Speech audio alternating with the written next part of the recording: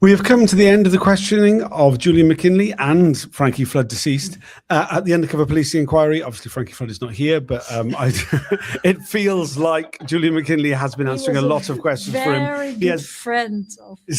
Yes, there's been a lot of that. We have gone through the closing down of the unit, some of the issues around what caused that, how it was done, how Julian McKinney kind of recommended it happened, the officers who did it. We had the fallout of Peter Francis going to the press about the decisions that were taken by the Gold Group, the belief that they did not have a duty of responsibility, a duty of care for TBS, who was the son of Jackie and Bob Lambert, who Bob Lambert deceiving Jackie into a sexual relationship, what she's described as being raped by the state, which resulted in the birth of TBS, which turned out that Bob Lambert had hereditary disease, which had led to the death of his own children, and that there was a decision not to inform TBS, which shocking thing.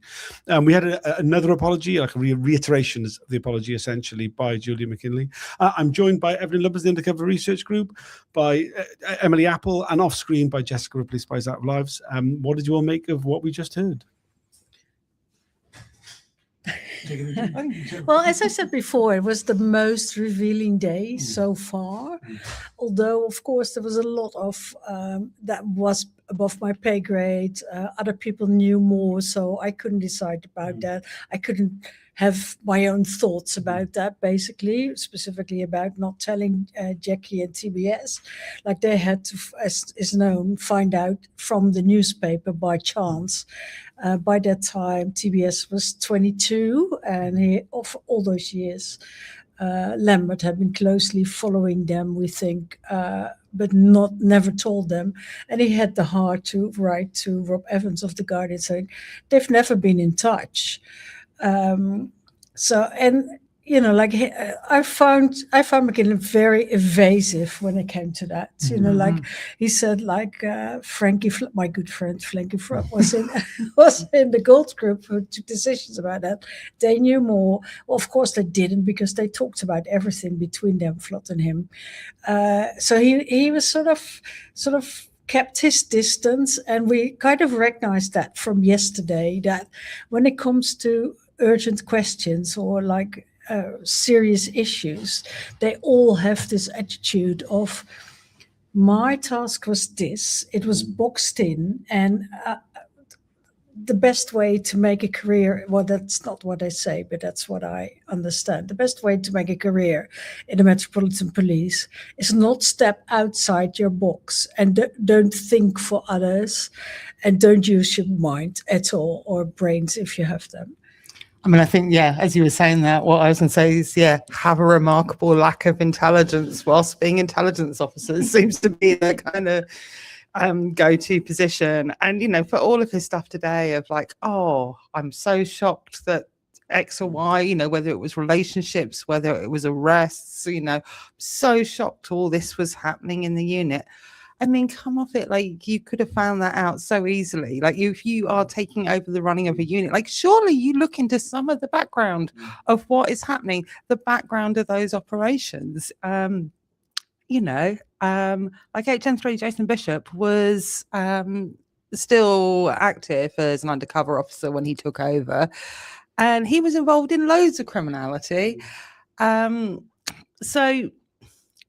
Either a lack of curiosity or, problems with hierarchies, and why hierarchies are bad, because you just fit within your lane. But I think it's either, just a complete lack of curiosity, not wanting to know about problems until they smack you in the face, and then you have to deal with them. And, it's pathetic. Yeah, I think one of the things that particularly stood out when he was asked the questions, and we're going back to TBS and about them issuing, or his suggestion that they issue an Osman warning, and it was actually him that suggested it. I mean, they showed up the whole thing that there was a lot of correspondence being shown, lots of emails, threads. And basically sort of a lot of it wasn't, it would look bad. It would look bad if the child died, but other than that, it wasn't their responsibility, which is quite, the whole thing is just, it's just smacks of, well, it's not about anyone else. It's about protecting the Met. It's about protecting each other. But when is it Don? Little Don Ramble. Don Ramble, the nominative determinist. He asked him a specific question, and he said, about this Osman warning. He said, if it's because of the, the hereditary condition, and that, would you? That's why you would, you suggest off, the Osman warning. That's why you tell them. Yes. He said, but what if it hadn't been a hereditary condition?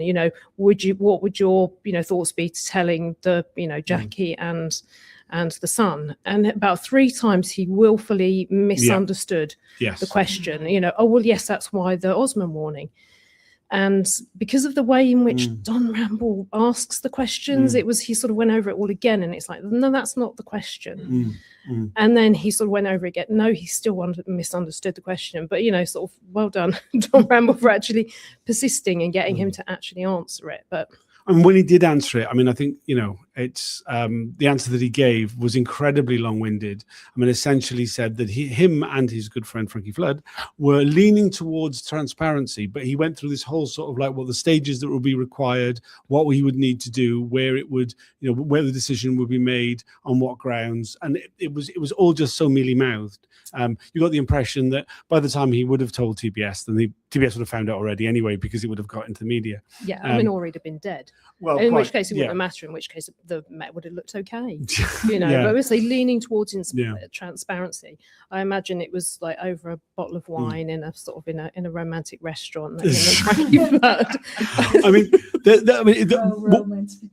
one of the things that really came up was that despite the fact that all this very serious wrongdoing had come out with the SDS final report, closing report, that this had come out in July 2009, but then nothing had been done about it until Operation Hearn was launched, which I forget the original name of Operation Hearn, but the operation that would become Operation Hearn.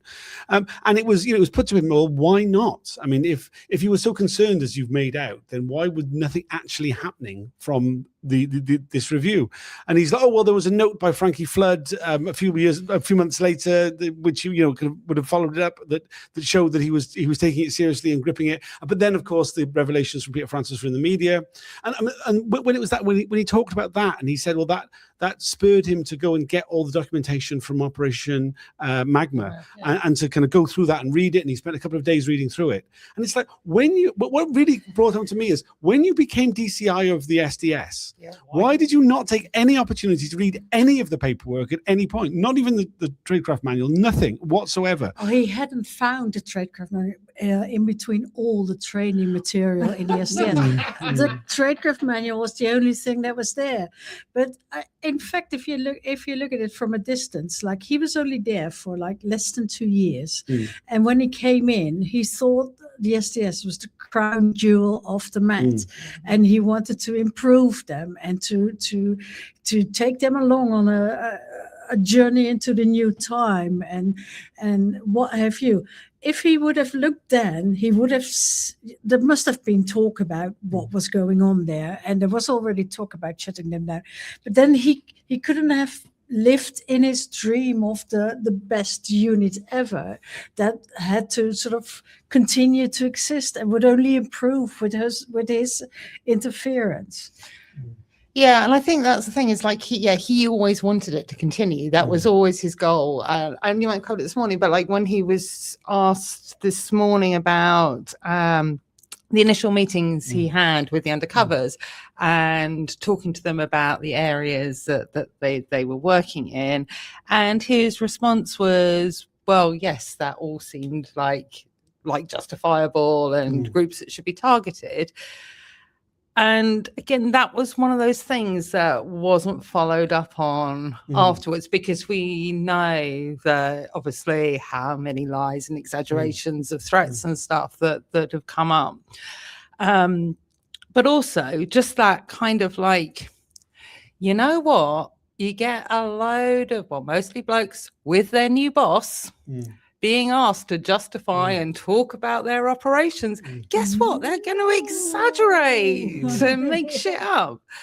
But again, it's this sort of frustrating process that we've had with these sort of one day of questions where everything is just kind of skimmed over.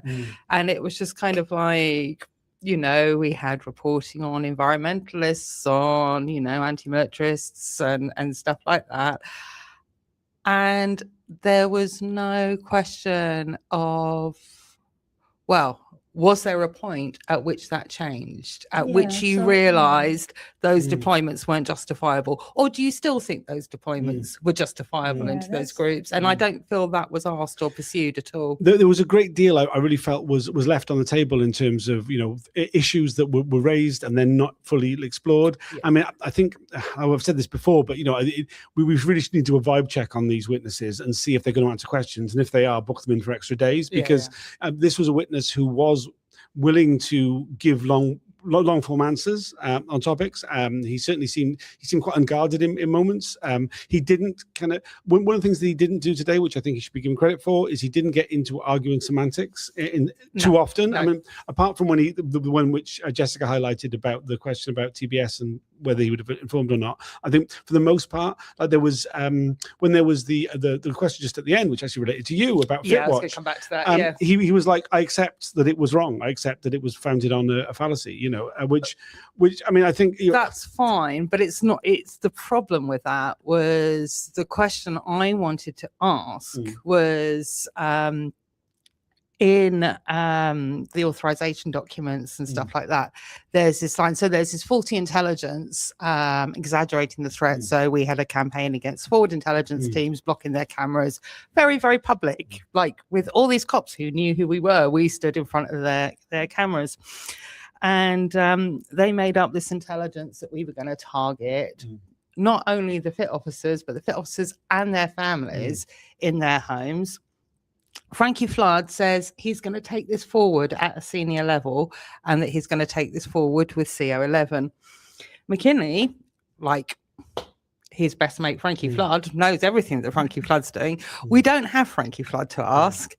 So the follow-up question was, how was this taken forward at a senior level? Because the amount of violence and crap that we faced with FitWatch was really quite extreme. And that faulty intelligence explains some of that if they thought we were going to go after their families in their homes.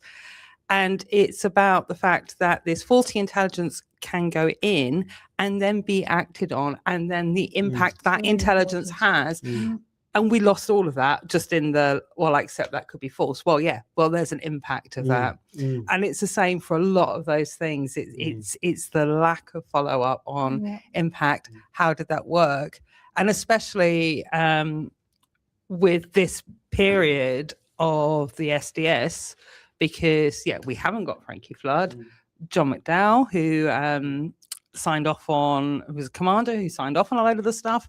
He's also dead. HN72 isn't given evidence in open. HN30, one of the cover sergeants, she's not giving evidence. HN35, the other cover sergeant, isn't giving evidence. So really, he is the one witness that we have for this very, very critical period of time in the SDS when it all imploded and it shut down.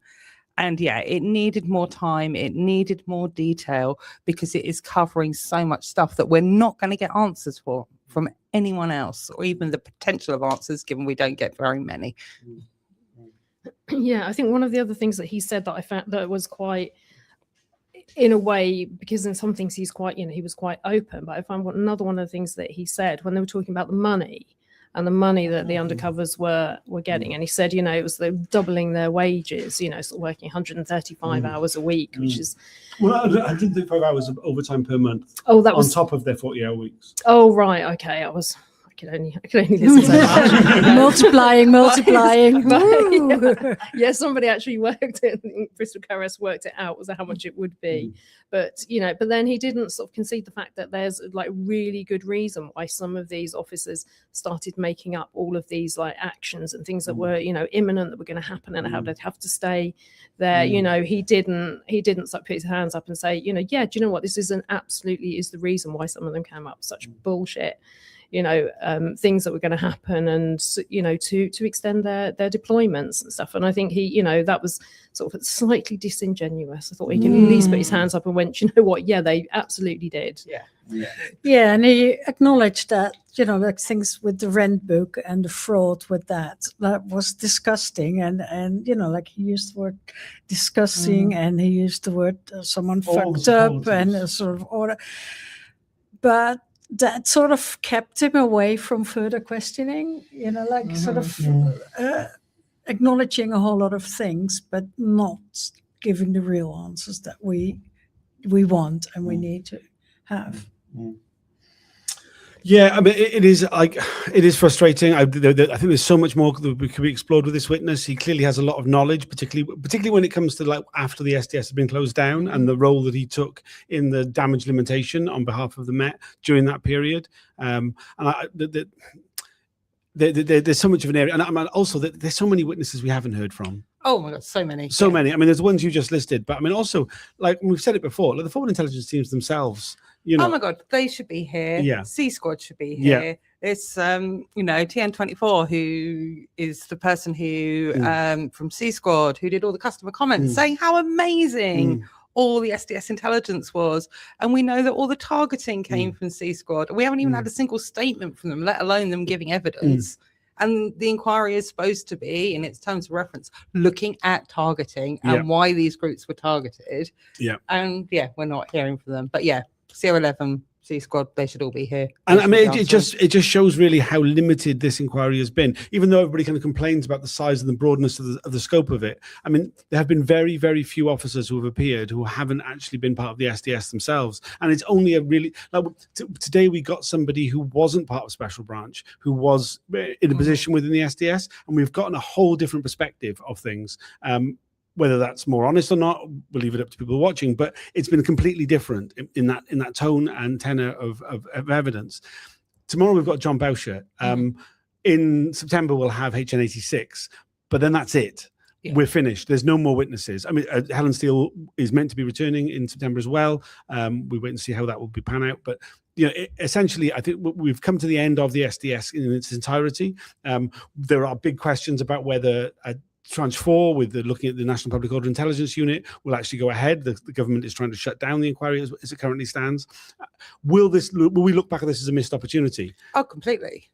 It's a missed opportunity, but I think it also shows that, and please everyone don't just bang your heads on the table when I say this, we need an inquiry into political policing. Yes. That covers all of it, that covers the collusion between corporations and the state, that covers how CO11, how harassment tactics work.